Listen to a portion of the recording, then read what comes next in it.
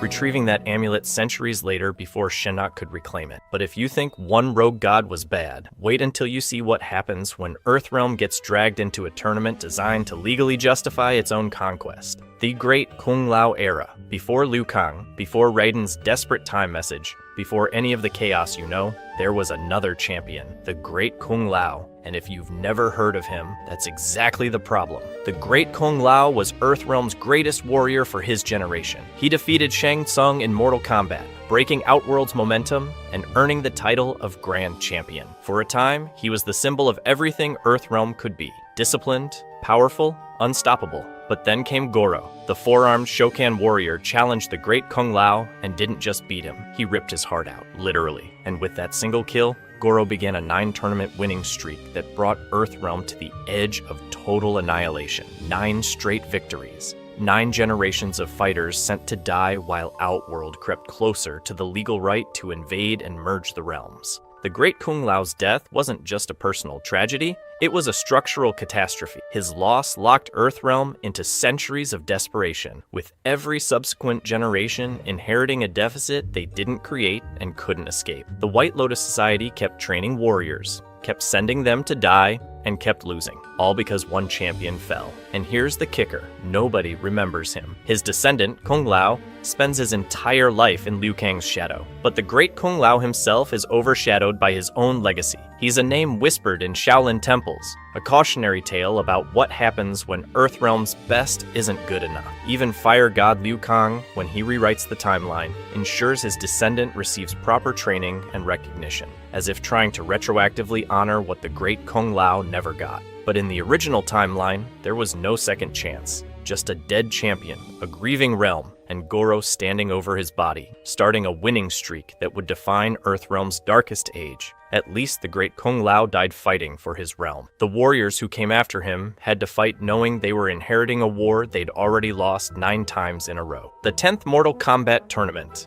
By the time the 10th tournament rolled around, Earthrealm was 1 loss away from complete annihilation. Goro had won 9 straight tournaments for Outworld, ripping through every champion the realm could throw at him for 500 years. The Great Kung Lao's death had kicked off a losing streak so catastrophic that Earthrealm's martial orders were running on fumes and prayer. 1 more loss and Shao Kahn would have the legal right to merge Earthrealm with Outworld, turning the entire planet into another conquered province in his empire. Enter Liu Kang, a Shaolin monk from the White Lotus Society, who showed up with exactly 0 political backing and a belief that he could restore balance. No army, no divine powers, just a guy who was really good at kicking people in the face and an unshakable conviction that Earthrealm was worth saving. He was joined by Johnny Cage, a Hollywood martial artist trying to prove his skills were real, and Sonya Blade, a special forces officer who was technically there to arrest a criminal, but ended up fighting for the fate of the world instead. Raiden descended in mortal form to guide them, but he couldn't fight directly without violating the tournament's rules.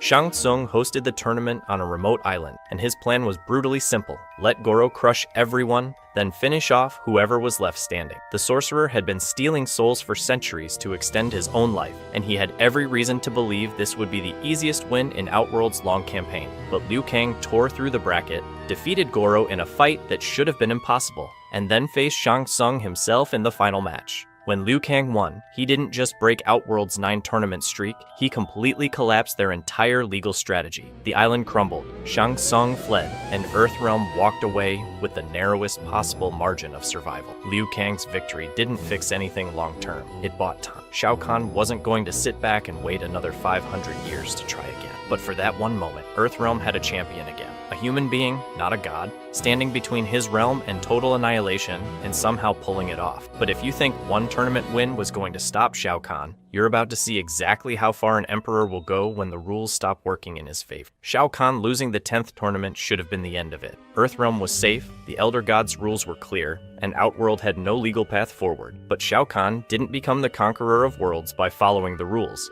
Instead of waiting another 500 years, he found a loophole, and it involved a dead queen. Sindel, the former ruler of Edenia, had killed herself centuries earlier rather than live under Shao Kahn's rule. Her soul was bound to Earthrealm as a protective ward, a metaphysical barrier keeping Outworld from just walking in. But if Sindel could be resurrected on Earth, Shao Kahn could claim he was reclaiming his property. The Elder God's own rules would let him cross over to retrieve her, and once he was there, he'd already be inside. So that's exactly what he did. With Quan Chi's help, Sindel was brought back to life, her mind twisted and bound to Shao Kahn's will. The moment she drew breath on Earthrealm's soil, the ward dissolved. Outworld's armies poured through portals across the planet. This wasn't a tournament. This was an illegal, full-scale invasion. Cities were overrun. Outworld's forces merged entire sections of Earth with their own realm, warping the landscape into a nightmarish hybrid. Earthrealm's champions, the Special Forces, and Raiden fought desperately to hold the line,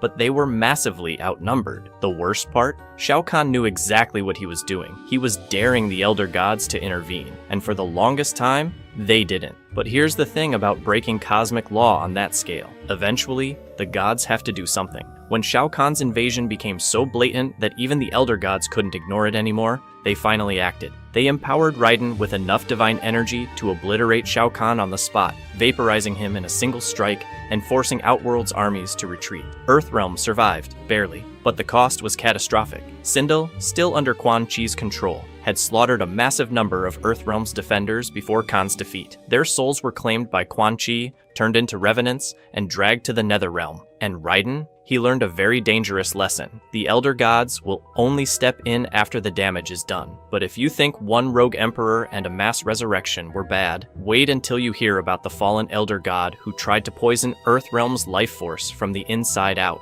The Shinnok Netherrealm War. Shinnok's return should have been impossible. Raiden locked him in the Netherrealm, hid his amulet in a temple guarded by elemental forces, and assumed that would be enough. Turns out, no. The fallen Elder God escaped, reclaimed his amulet, and immediately set his sights on Earthrealm's Jinsei, the literal fountain of life energy that keeps the realm from collapsing into dust. If he corrupted it, Earthrealm would rot from the inside out. Here's where it gets interesting. The old guard who saved Earthrealm during the tournament era were dead. Worse, Quan Chi had turned fighters like Liu Kang and Kung Lao into revenants, undead servants who now fought against their former allies. Earthrealm's greatest champions were literally weaponized against it. Raiden was still around, but increasingly unhinged and burdened by guilt. The realm needed new defenders. Enter Cassie Cage, daughter of Johnny Cage and Sonya Blade, leading a squad that included Jackie Briggs, Takeda, and Kung Jin. They weren't seasoned tournament veterans. They were military operatives who grew up hearing stories about Outworld invasions, and now they had to live through one themselves. When Shinnok invaded the Sky Temple, took Raiden hostage, and began corrupting the Jinsei, it fell to this new generation to stop him, and they did, with Cassie delivering the decisive blow using the same mysterious green energy that once allowed her father to defeat Shinnok years earlier. But Shinnok's defeat came at a cost. Raiden, traumatized by centuries of failure and the loss of so many allies, decided he was done playing defense. He decapitated Shinnok, sealed the god's still-living head in his own amulet, and began torturing him in the Jinsei chamber as a warning to anyone else who threatened Earthrealm. Dark Raiden was born, a protector so ruthless that he would eventually provoke the attention of an even greater cosmic power. At least Earthrealm survived the Netherrealm War, unlike the timeline Raiden was about to break. The Raiden Revised Timeline Crisis. Raiden's message to himself was supposed to save everyone. Instead, it made everything worse. At the end of Armageddon, with nearly every fighter dead and Shao Kahn moments from final victory, Raiden sent a desperate message back in time. He must win. 3 words. Zero context. And that vague, cryptic nonsense became the foundation for an entire alternate timeline, in which Raiden tried to outsmart fate and ended up killing more of his own allies than any enemy ever did. The younger Raiden starts receiving visions of disaster, flashes of deaths, betrayals, catastrophes he doesn't understand. He interprets he must win as referring to Liu Kang's victory in the first tournament, so he changes small decisions, alters who fights whom, tries to steer events away from the original timeline's tragedies. But every time he intervenes, the butterfly effect kicks in, Liu Kang wins the tournament, but things diverge in worse directions. Sindel gets resurrected, dissolves Earthrealm's protective ward, and Shao Kahn invades anyway. The worst moment comes during the invasion. Sindel massacres a huge group of Earthrealm's defenders in a single sequence. Kitana, Jax, Stryker, Sub-Zero, Cabal, Smoke, Jade, all slaughtered. Their souls are immediately claimed by Quan Chi and turned into revenants,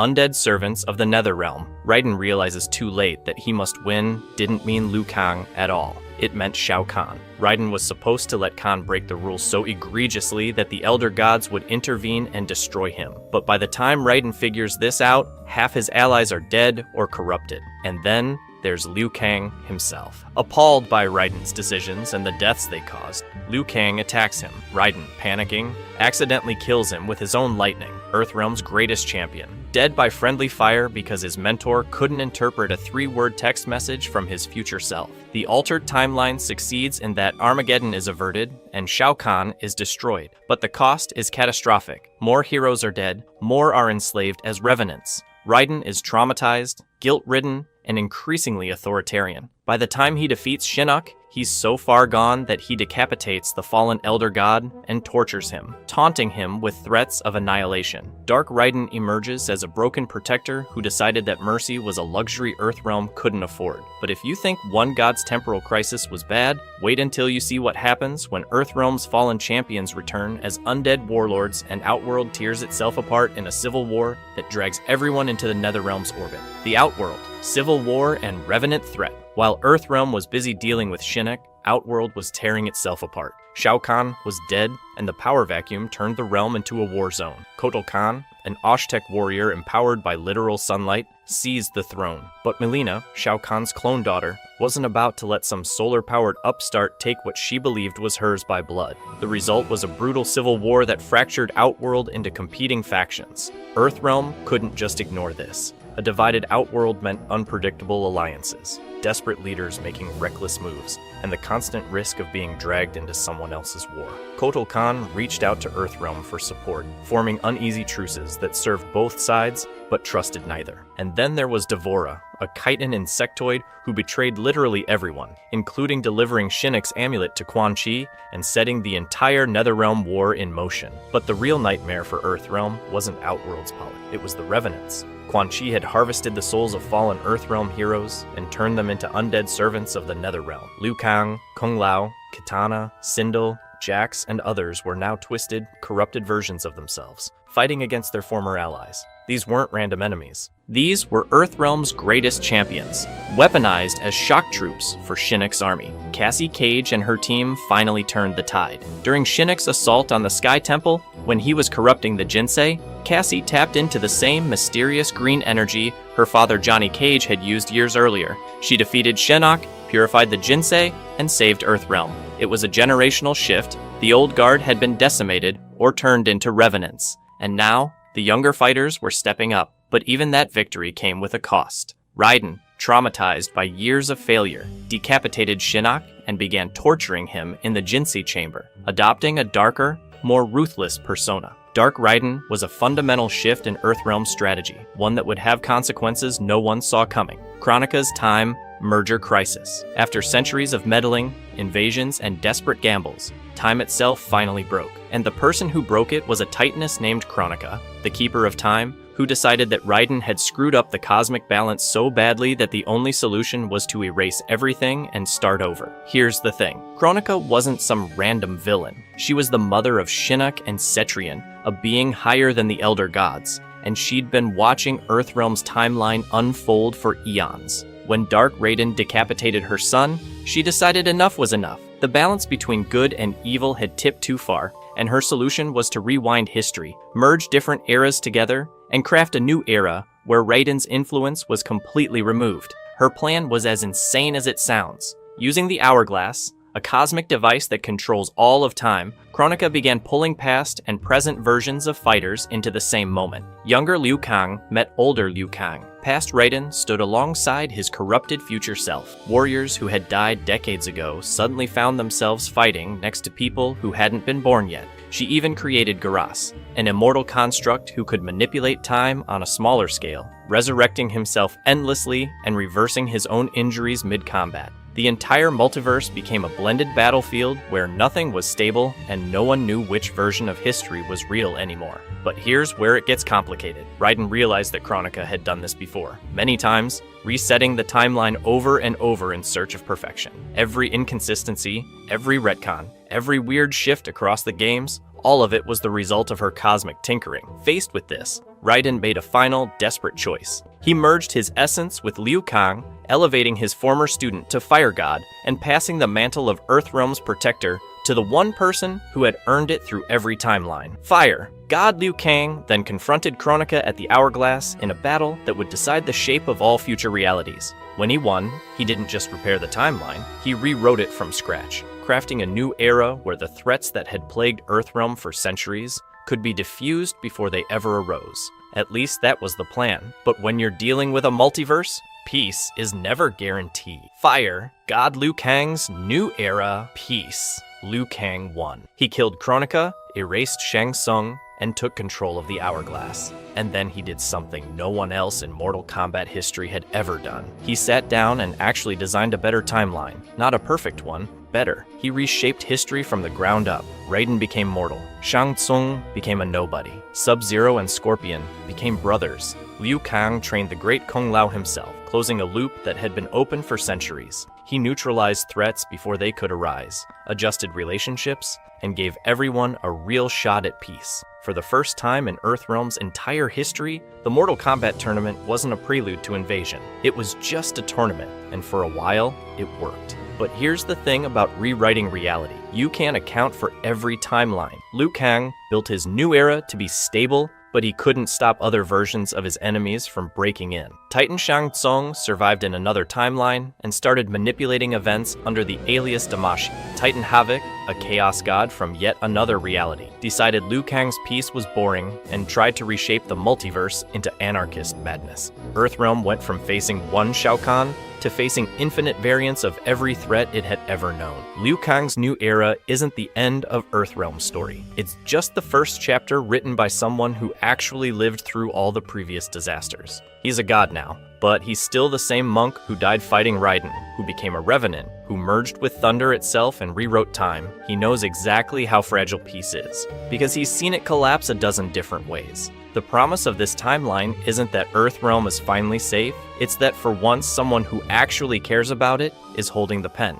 The Mortal Kombat franchise has painted itself into the ultimate narrative corner not once, not twice, but repeatedly across 3 decades. And every single time, the only way out was to literally blow up reality and start over. Today, I'm breaking down every major event that forced the timeline to reset, from cosmic prophecies that made apocalypse inevitable to gods who couldn't stop breaking their own rules. Starting with the prophecy that killed everything. The Armageddon prophecy. The original Mortal Kombat timeline contained a prophecy so absolute that it functionally guaranteed the destruction of all existence. Ancient seers foretold that when all warriors across the realms converged at a single battleground, their combined power would literally tear reality apart. Not metaphorically, literally shred the fabric of existence into nothing. And here's where it gets darkly ironic. Every attempt to prevent this prophecy made it more likely to happen. The more warriors trained to defend the realms, the more powerful they became,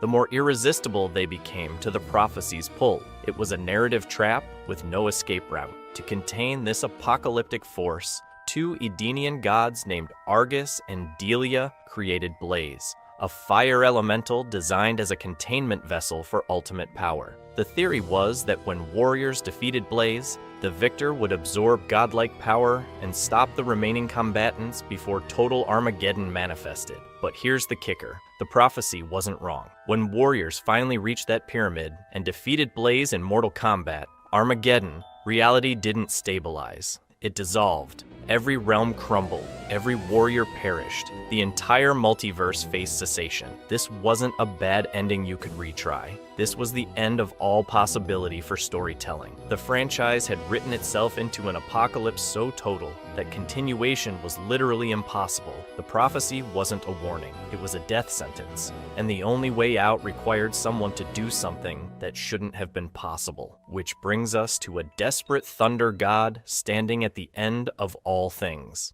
Raiden's last resort. In the final moments before total annihilation, Raiden sent a 4-word message backward through time. He must win. That's it. 4 words to prevent the end of all existence. Not a detailed plan, not a comprehensive strategy, just 4 cryptic words transmitted across vast temporal distance while reality itself was tearing apart. The message was fragmented because transmitting complex information through time was impossible. The signal degraded. The power required to pierce through centuries was immense. and Raiden was literally dying as he sent it. 4 words were all he could manage before Blaze's power consumed everything. Past Raiden received fragments of future images in dreams and premonitions. He saw flashes of Armageddon. He saw warriors dying. He saw the pyramid. But decoding the message was another matter entirely. He must win. Who must win? Liu Kang? Kung Lao? Someone else? And win what exactly? The tournament?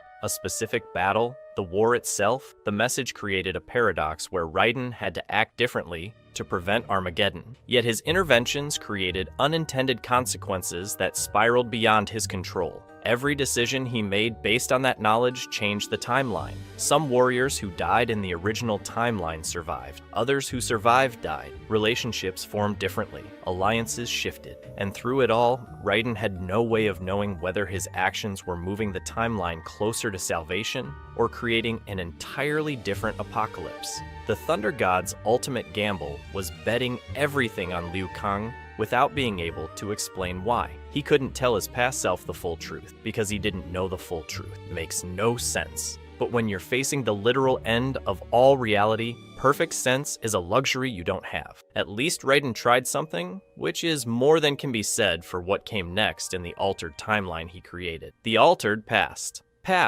Raiden received fragmentary visions from his future self, and he used them to make choices he would not have made otherwise. Here's the thing, he was working with pieces of a shattered message, not a detailed instruction manual. He must win was helpful, sure, but it didn't tell him how Liu Kang would win or what the cost would be. So Raiden improvised, guided warriors differently, intervened in battles, and occasionally made decisions that were harsh as hell. Some people he might have saved in the original timeline, he let die in this one. The altered timeline was supposed to prevent Armageddon. It did not produce a clean, happy world. The original timeline had become narratively incoherent. Too many powerful beings with competing interests. Too many convoluted plot threads stacked up across multiple games. The classical story had written itself into a corner where every threat had to be bigger and more apocalyptic than the last, until the only option left was literal universal destruction. The altered timeline solved this by hitting reset,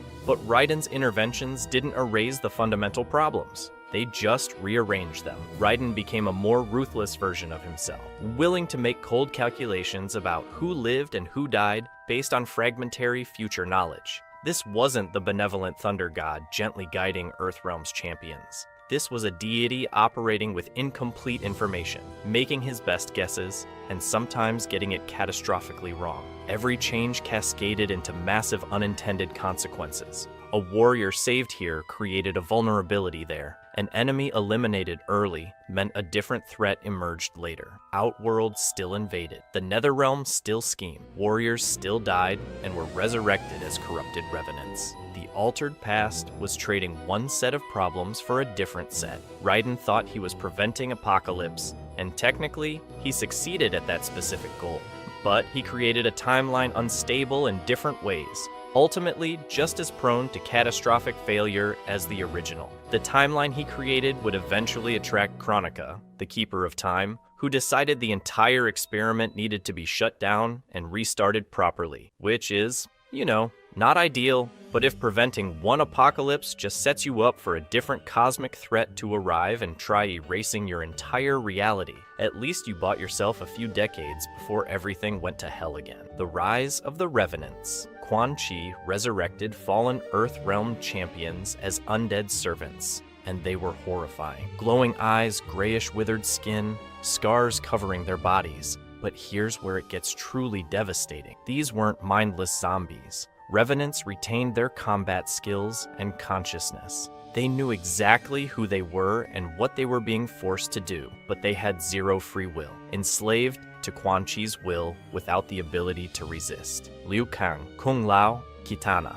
Smoke, beloved heroes who had fought for Earthrealm across multiple timelines, turned against their own realm. The corruption created a situation where Earthrealm's greatest defenders became its most dangerous enemies. Because who knows your weaknesses better than your former allies? This is the horror Raiden's altered timeline couldn't escape. The champions still died. The corruption still happened. Death itself became uncertain and destabilizing. A warrior could fall in battle and then return as an enemy. Relationships became traumatized and twisted. Scorpion was bound to serve the sorcerer he despised. Liu Kang's undead self clashed with everything his living version had represented. The Revenants weren't just physically dangerous, they were psychological weapons, fighting corrupted versions of people you loved. People you trained alongside, people who taught you everything you knew. And that's not hyperbole. The Revenants retained the exact same combat techniques and tactical knowledge they possessed in life. Quan Chi didn't just resurrect bodies, he weaponized memories and muscle memory. Every move Liu Kang had perfected over decades of training was now being used against Earthrealm. Every strategy Kung Lao had developed was now deployed in service of Shinnok's invasion. The heroes had become the villains, and there was no easy way to reverse it. But if you think corrupted champions were the worst of Raiden's problems,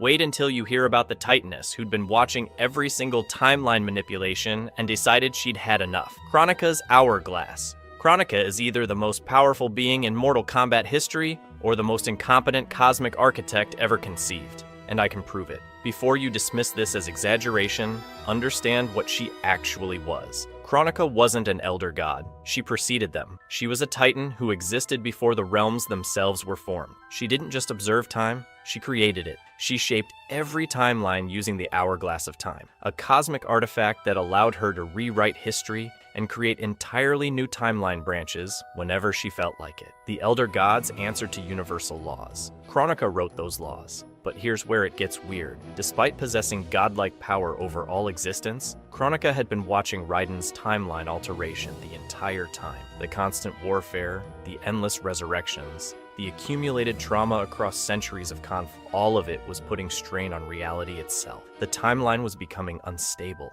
Too many warriors had died and been resurrected. The fabric of existence was literally tearing apart from the weight of all these contradictions. Kronika's solution? Reset everything. Rewind time to before Raiden's message and start fresh with her perfect design. Except Raiden had just beheaded Shinnok, her own son, and completely disrupted the eternal balance she'd spent eons constructing. Kronika had arranged for her two children, Shinnok and Cetrion, to eternally duel as representations of darkness and light. By killing Shinnok, Raiden broke that balance and essentially told Kronika her cosmic design was meaningless. But the truly insane revelation came when players discovered what the Hourglass actually meant. Every single arcade ladder ending from every previous game, the ones players assumed were just fun, non-canon what-if scenarios, were canonically possible in separate timeline branches. The Hourglass confirmed that infinite timelines existed, and Kronika had been managing all of them simultaneously for eons.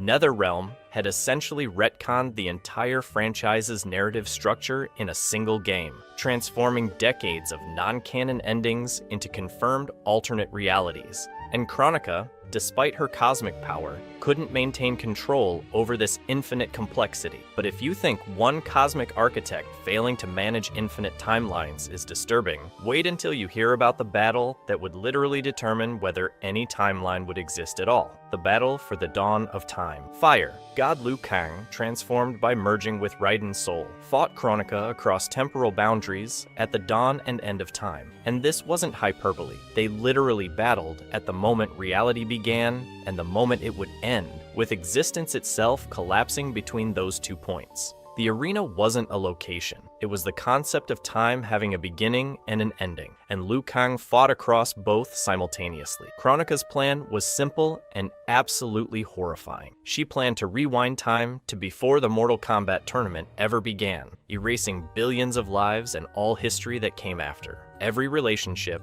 every sacrifice, every victory, gone. Not just killed, but erased from having ever existed. The stakes weren't losing a war. The stakes were ceasing to have ever been born. Every person who fought in every tournament across centuries would retroactively never have drawn breath. Their children, their victories, their deaths, their legacies, all of it wiped from the timeline as if it never happened. The only resolution was direct confrontation between the most powerful beings available, and there was zero possibility of compromise. Kronika wouldn't accept anything less than total reality erasure. Liu Kang couldn't allow even a partial reset without losing everything he'd fought to protect. One of them had to win completely, and the other had to die. Negotiation wasn't an option. Retreat wasn't possible. The fight would end when one of them stopped existing. Liu Kang's victory came from channeling divine fire with enough intensity to literally burn Kronika into glass and then shatter her. Not imprison her, not weaken her.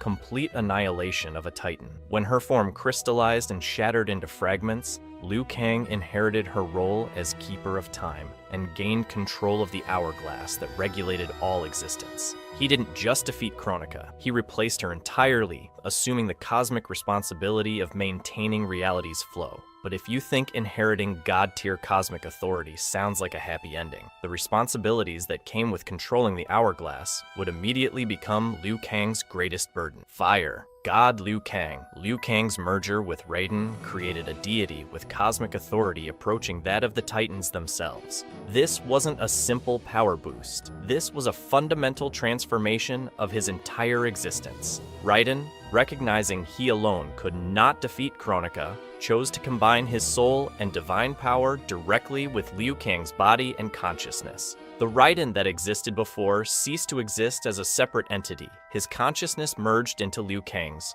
providing additional memories, perspectives, and power. The result was Fire God Liu Kang, bearing the memories and power of both individuals, but with Liu Kang's will as the dominant personality. As a god, Liu Kang possessed abilities to manipulate time, reshape reality, and guide destiny of all realms. His flaming attacks became manifestations of divine fire that could incinerate titans and reshape existence itself. He took the hourglass and Kronika's crown and began rewriting the timeline entirely, not tweaking details or preventing specific disasters, erasing the chalkboard and starting over with a completely blank canvas. Here's the thing though, Raiden's sacrifice was intentional. He didn't accidentally fall into Liu Kang during the battle. He made a calculated decision that his power combined with Liu Kang's will would create something capable of defeating Kronika and stewarding reality properly. The Thunder God, who had manipulated events throughout the timeline and made questionable decisions, ultimately chose to remove himself from the equation and place his faith in Liu Kang's ability to make better choices. That level of trust, coming from a god who had witnessed multiple apocalypses, wasn't given lightly. Liu Kang immediately used his newfound authority to begin rewriting the timeline entirely with Kitana as his sole companion from the previous era. Everyone else from the old timeline, gone or transformed beyond recognition. Their histories erased, their relationships dissolved, their identities reconstituted according to Liu Kang's design. The weight of that decision, the loneliness of being the only person in all existence who remembered the old timeline in its entirety, was staggering. But here's where it gets complicated. A warrior who spent his life protecting Earthrealm was now accountable for all existence. Every choice he made would echo across billions of lives. Every adjustment to the timeline would create ripples he couldn't fully anticipate. He stood alone at the center of creation, bearing responsibility for all that existed.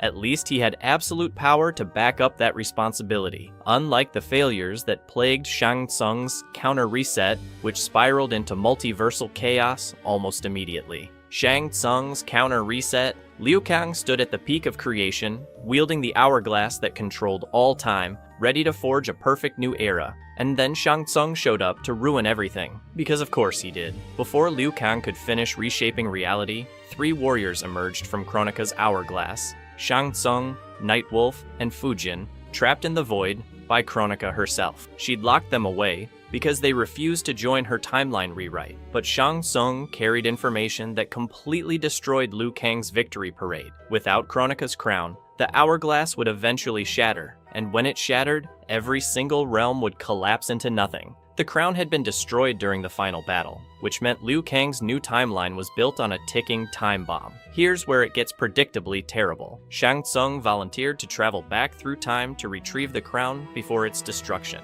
claiming this would stabilize the hourglass and save all reality. Liu Kang, despite being a literal god with cosmic awareness, agreed to let the franchise's most consistent backstabber handle the most important mission in existence. This went exactly as well as you'd expect. Shang Tsung's true motivation was acquiring the crown himself and seizing control of the hourglass to become a titan. The sorcerer who had spent millennia manipulating souls wasn't suddenly helpful. He was playing the longest con in Mortal Kombat history. During the Aftermath DLC, Shang Tsung systematically betrayed everyone and positioned himself to steal godhood at the exact moment Liu Kang thought he'd won. The villain's ultimate move wasn't fighting the hero directly, but hijacking the hero's victory at the moment of triumph. But here's the kicker. When Liu Kang and Shang Tsung finally clashed over the hourglass, their conflict was so cosmically massive that it created additional timeline branches.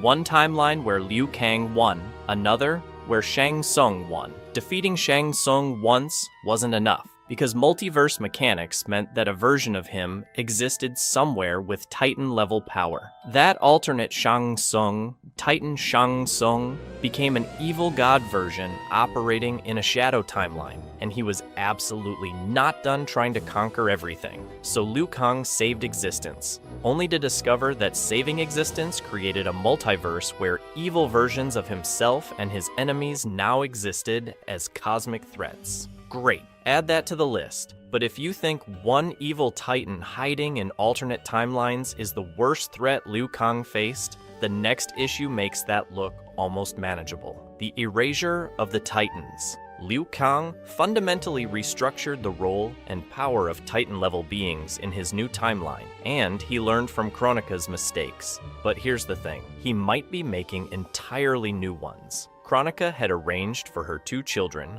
Shinnok and Cetrion, to eternally duel as representatives of darkness and light. When Raiden beheaded Shinnok after absorbing his corrupted power, he broke that balance completely. Liu Kang's solution was simple and absolute. In his new timeline, Shinnok was neutralized and stripped of power, reduced from a god to harmless, not imprisoned, not contained, fundamentally depowered at his essential nature. But Shinnok wasn't the only problem. The entire Titan tier represented a structural flaw in how reality functioned. They were powerful enough to reshape existence, but not necessarily wise or benevolent in how they used that power. Kronika had treated all timelines as tools for achieving perfection, showing zero regard for the lives destroyed or histories erased. Liu Kang determined that other Titans needed to be eliminated or fundamentally controlled, so he established himself as the sole Titan equivalent force within his new era.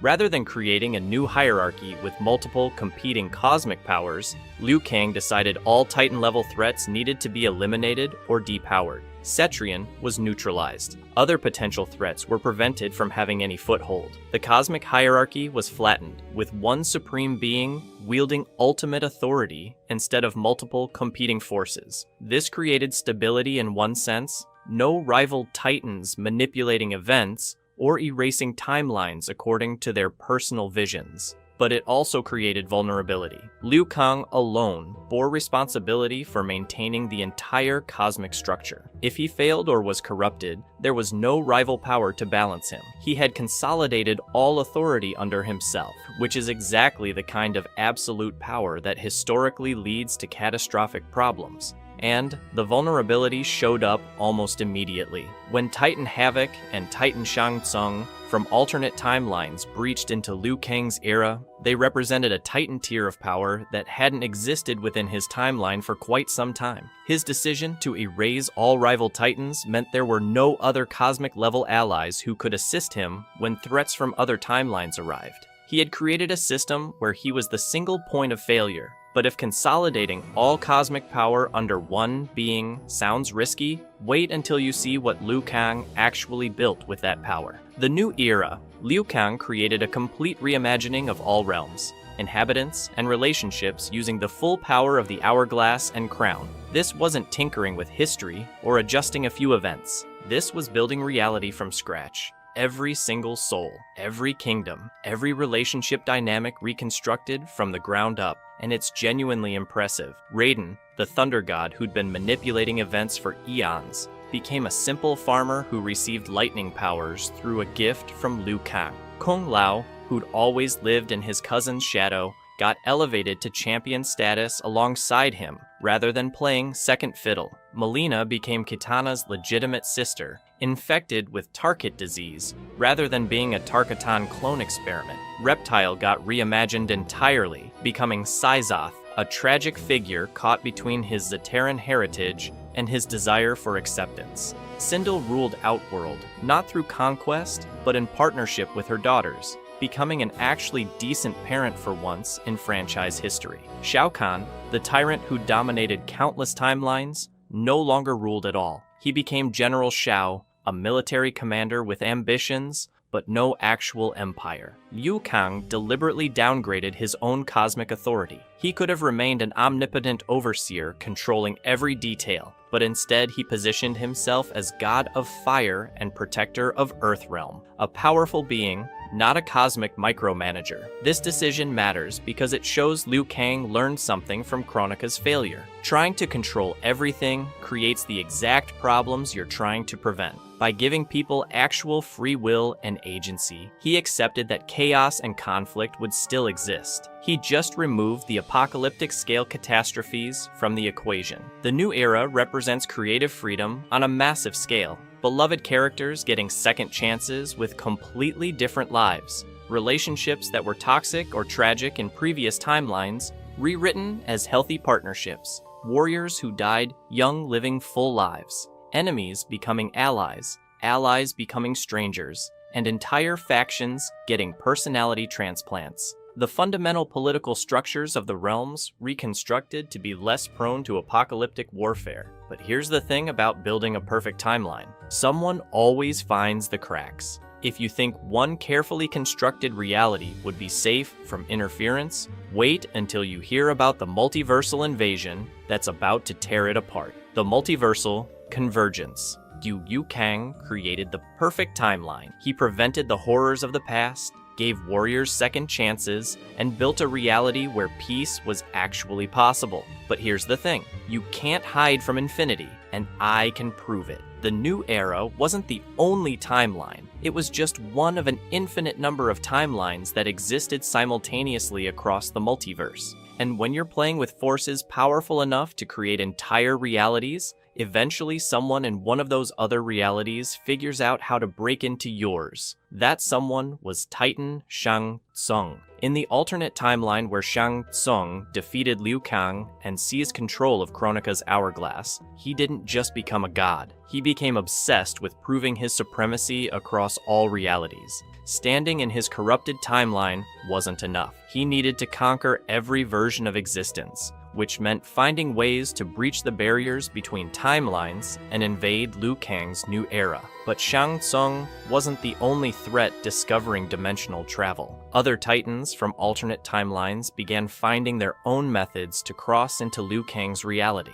Titan Havoc developed his own invasion plans. Each of these beings possessed power approaching Liu Kang's own, which meant they couldn't be crushed through brute force. The philosophical horror goes beyond invasion. Warriors from Liu Kang's timeline began meeting alternate versions of themselves. People who looked identical, but had lived completely different lives and made completely different choices. Some of these alternates were heroes, others were corrupted monsters, and the warriors had no way to know which version they were facing until weapons were already drawn. The convergence revealed something Liu Kang hadn't fully accounted for. No single timeline can remain isolated if sufficiently powerful entities from other timelines choose to invade it. You can build the most perfect reality imaginable, prevent every tragedy, save every hero, but if a titan from another dimension discovers your existence and decides you're in their way, all that careful construction becomes a battlefield. This created situations where multiple versions of characters existed simultaneously in the same physical space. 2 Scorpions, 3 Raidens, entire armies of Sub-Zeros from timelines where events played out differently. The new era, which was supposed to be Liu Kang's fresh start, became contaminated with timeline variants that brought their own baggage, trauma, and agendas. Some came as allies, others came as conquerors. None of them asked permission. But if you think defending against alternate timeline invaders is bad, wait until you see who Liu Kang trusted to help him maintain order across this multiversal chaos. Geras and the Keeper of Time, through all the resets, every apocalypse, every cosmic rewrite that shattered and rebuilt reality from the ground up, one being witnessed it all. Geras, the immortal construct created by Kronika to serve as her enforcer, is the single thread connecting every timeline that ever was. He was there when Kronika attempted to unmake existence. He was there when fire god Liu Kang burned her into glass. And he's still here now, no longer a slave to obsessive perfection, but a genuine partner in maintaining cosmic order. Here's where it gets interesting. Liu Kang could have erased Geras completely when he seized control of the hourglass. Kronika's creation, built specifically to prevent exactly what Liu Kang was attempting, but Liu Kang didn't. He reconstructed Geras, not as a servant, but as a trusted lieutenant. This wasn't mercy. This was strategy. Liu Kang recognized that managing the entire multiverse alone was the same trap that consumed Kronika, that obsessive micromanagement that eventually led to her downfall. By consciously delegating authority to Geras, Liu Kang created something Kronika never had, a system of checks and balances. The evidence is explicit. Geras appears throughout Mortal Kombat 1 not as Liu Kang's enforcer, but as his counsel. Their dialogues suggest genuine collaboration rather than master-servant dynamics. Geras has preferences, opinions, and desires that Liu Kang respects. He evolved from a construct created for control into a being worthy of ethical consideration, and Liu Kang's recognition of that evolution fundamentally distinguishes his approach from Kronika's totalitarian vision. But here's the critical question: will it work this time? Two guardians instead of one obsessive titan. Shared responsibility preventing future apocalypse. Geras represents continuity across all timelines, the one constant who witnessed everything and learned from every failure. If anyone understands the dangers of cosmic authority and the patterns that lead to catastrophe, it's him. Yet the multiverse is vast, and threats are infinite. Titan Shang Tsung from alternate timelines has already attempted incursions. Titan Havoc seeks total anarchy. Every timeline contains versions of every problem, every villain, every catastrophe that has ever occurred. Liu Kang and Geras can maintain balance within their own timeline, but preventing interdimensional invasions from hostile titans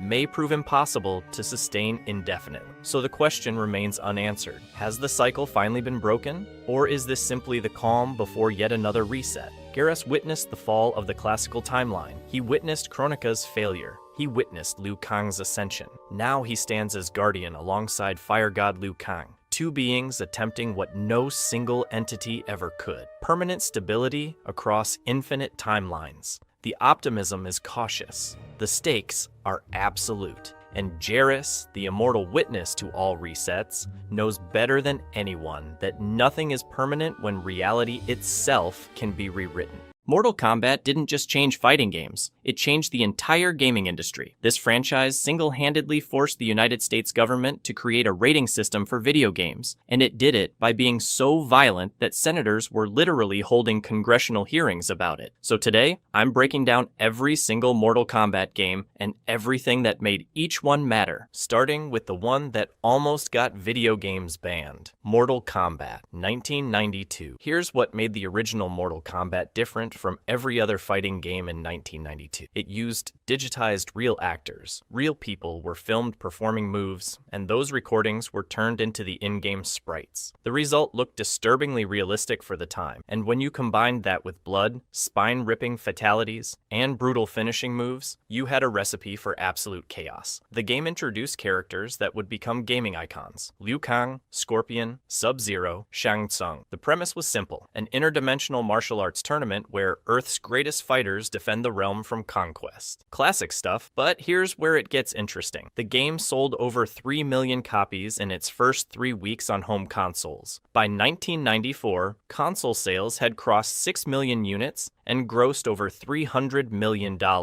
It was a monster hit, and that success terrified people. Parents lost their minds, politicians smelled an opportunity. The violence in Mortal Kombat became the centerpiece of 1993 U.S. Senate hearings on video game violence. Senators were literally playing fatality clips on screens during testimony. The direct result, the creation of the ESRB rating system in 1994, the same system that still rates every game you buy today. One fighting game from a Chicago studio fundamentally changed how an entire industry is regulated, and that was just the beginning, because the sequel didn't tone anything down. It cranked everything up. Mortal Kombat 2. Mortal Kombat 2 didn't just improve on the original, it embarrassed it, and that almost never happens with sequels. The 1993 follow-up took everything that made the first game a cultural phenomenon and cranked it to a level that arcades genuinely weren't ready for. The roster got significantly bigger, introducing characters that would become permanent fixtures of the franchise. New stages, new lore, new ways to brutalize your opponent. MK2 became America's highest-grossing arcade game of 1994 and moved roughly 25,000 to 27,000 arcade cabinets. The home console launch reportedly pulled in $50 million